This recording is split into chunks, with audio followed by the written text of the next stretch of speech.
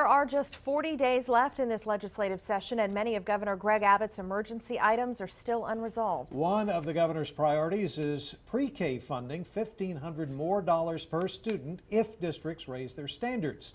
But as KXAN's Phil Prazen reports, the plan is stalling, and analysts say politics might be getting in the way.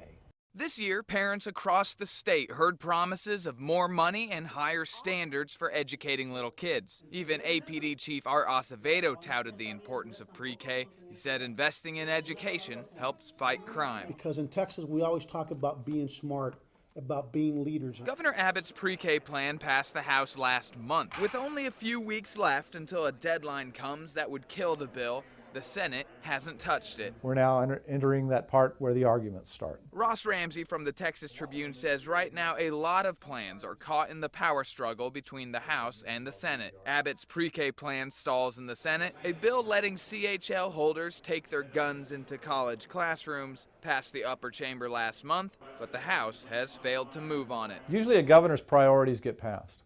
And, you know, at some point, Greg Abbott will weigh in and say, no, really. And we'll see how the legislature reacts. With time ticking down until June, many steps still remain for nearly all of our new laws. Phil Prazen, KXAN News.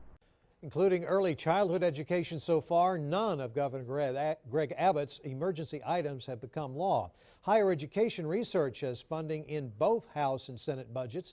As for transportation, the Senate passed a bill allocating billions for roads here in Texas. It is now waiting for a vote in the House. Both houses have passed their own version of border security, but there are big differences and they have not decided which plan will go forward. And the last, an ethics reform bill, it is waiting for a vote in the Senate. A spokesperson for the governor's office says they are pleased with where our proposals are at this point and are working very closely with both the Senate and the House to ensure that this legislation reaches the governor's desk.